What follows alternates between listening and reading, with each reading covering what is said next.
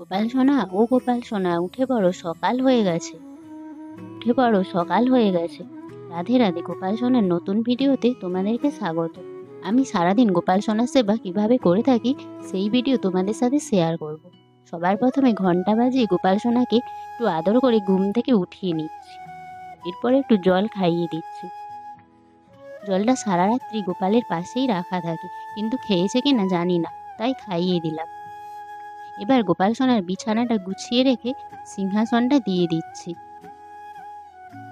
সিংহাসনে একটা ধোয়া আসন পেতে তার উপরে তুলসী পাতা দিয়ে গোপাল সোনার বসার জায়গাটা রেডি করে থাকি। আমি গোপাল সোনাকে সকালবেলা স্নান করাই না, দুপুরে স্নান করিয়ে থাকি। এখন একটা রুমালের মধ্যে কিছুটা গোলাপ জল নিয়ে গোপালের মুখ হাতটা ভালো করে মুছিয়ে নিচ্ছি, যাতে গোপালের একটু ফ্রেশ লাগে।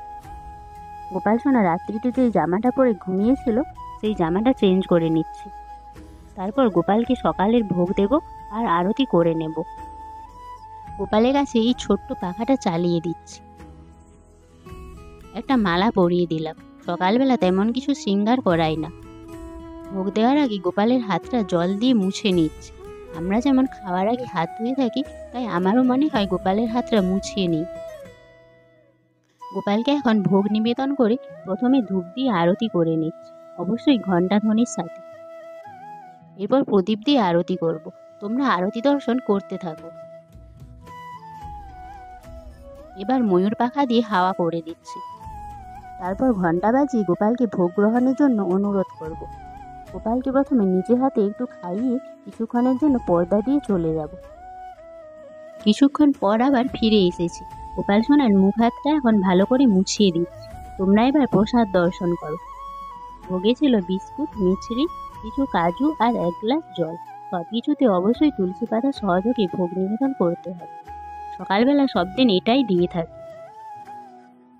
গোপাল সোনার কাছে এবার ফিরবো একদম দুপুরে স্নান করানোর সময়, তাই এই মাটির পাত্রে গোপালের কাছে জল রেখে যাচ্ছি। জলটা যাতে এই গরমে ঠান্ডা থাকে।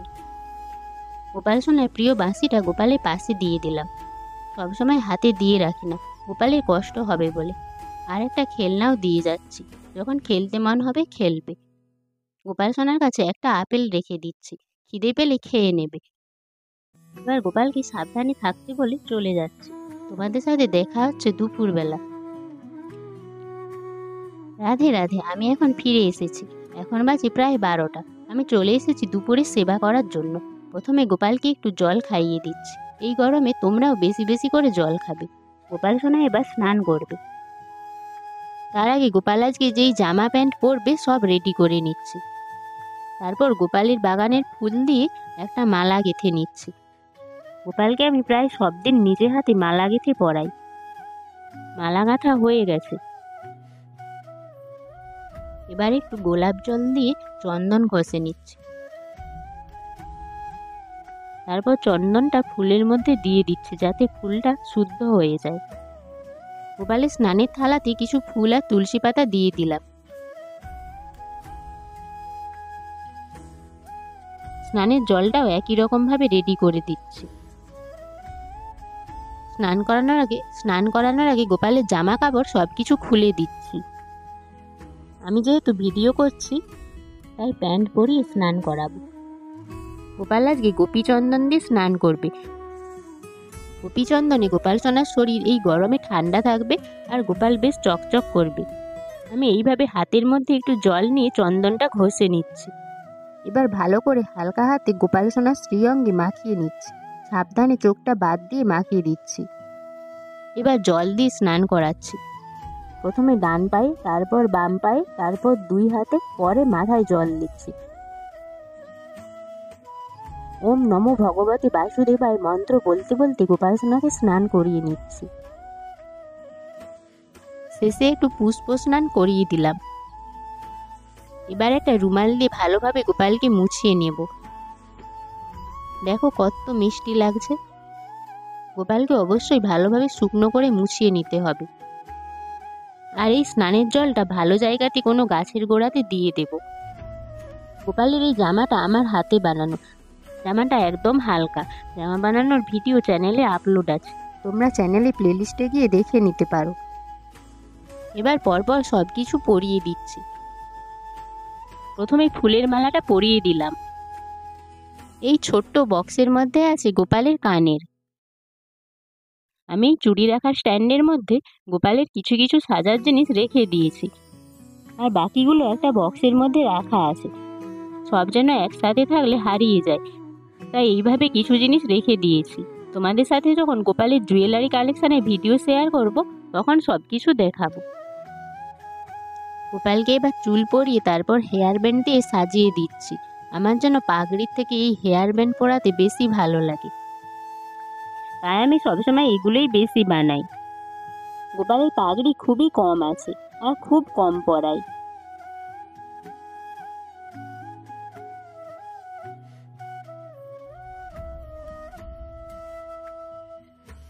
গোপালের প্রিয় বাঁশিটা গোপালকে দিয়ে দিলাম, আর গোমাতাকেও গোপালের পাশে রেখে দিচ্ছি। এবার একটু পারফিউম দিয়ে দিলাম, তারপর চন্দনের ফোঁটা পরিয়ে দিলাম। চন্দন সহযোগে তুলসী পাতা আর ফুল গোপালের চরণে দিয়ে দিচ্ছি।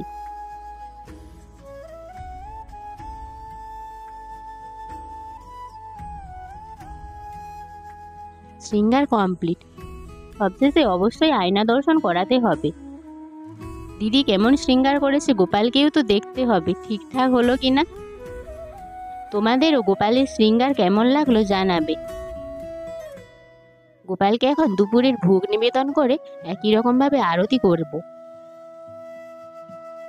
প্রথমে ধূপ, তারপর প্রদীপ, পরে ময়ূর পাখা দিয়ে হাওয়া করব। আরতি হয়ে গেলে আমার ছোট্ট ভাইকে নিজে হাতে একটু খাইয়ে কিছুক্ষণের জন্য চলে যাব। আর গোপালের হাত থেকে বাঁশিটা নামিয়ে রাখবো, যাতে গোপালের ভোগ গ্রহণে কোনো অসুবিধা না হয়। গোপালের এখন ভোগ গ্রহণ হয়ে গেছে। এখন একটু জল খাইয়ে দিচ্ছি, তারপর মুখ হাত রুমাল দিয়ে মুছিয়ে দিলাম। তোমরা এখন প্রসাদ দর্শন করো। দুপুরে ভোগে ছিল ক্ষীর, 2-3 রকমের ফল, নাড়ু আর কিছু চিপস। প্রসাদগুলো তুলে নিয়ে জায়গাটা জল দিয়ে মুছে নেব।